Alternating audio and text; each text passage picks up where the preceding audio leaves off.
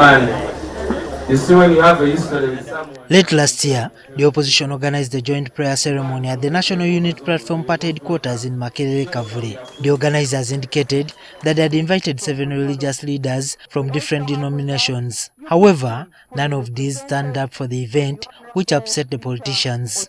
So it's sad that we are here praying for ourselves, praying for the victims, when those whose responsibility it is to pray for us have not answered our request to come and pray for us. Today, the Archbishop of the Church of Uganda, Dr. Kaziimba Mugalu, chaired a meeting with the opposition politicians under their United Forces for Change vehicle, led by Joel Senyonyi, the leader of opposition in Parliament.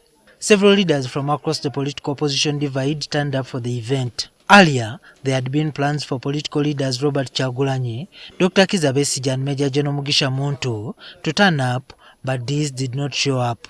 Were the ones meant to take charge of this whole process, and they were looking forward to being part of this engagement. Dr. Kizza Besigye, the Honorable Robert Kyagulanyi Sentamu, Lord Darius Lukwago, and several others.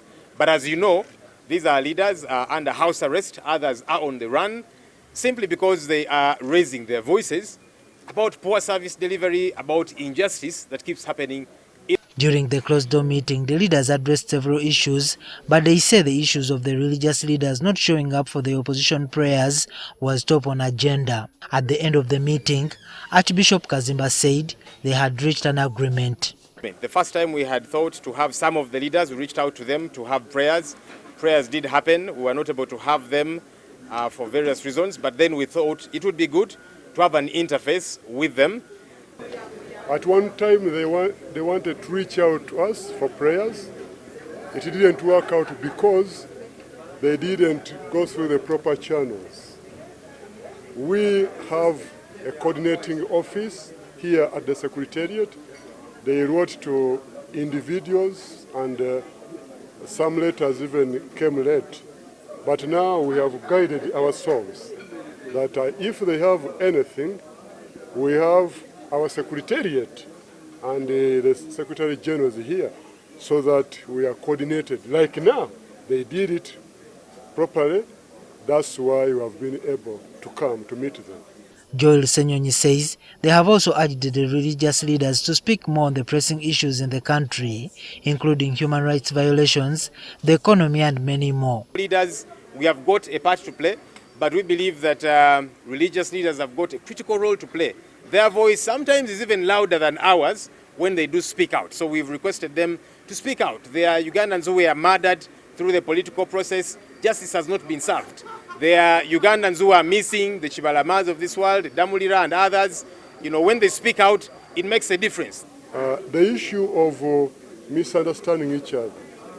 Some always think that maybe religious leaders have not spoken enough. It's about approach.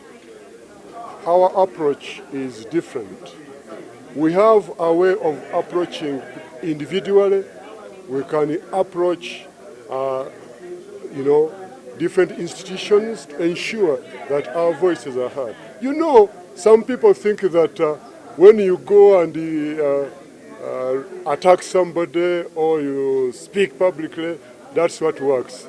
The two parties have agreed to continue meeting regularly.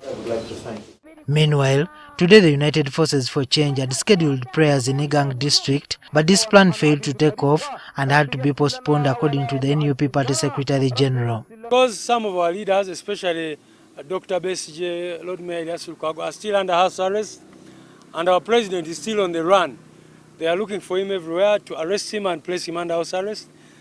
So we decided, on account of that, because some of the leaders are still under house arrest, to postpone the prayers. We shall tell you when we are going to hold them next. The politicians say the prayers that will take place in Lida have been postponed too, in honor of the former woman MP for Dokolo District, Cecilia Ogwal, who died last week. JUMA KIIRYA, NTV.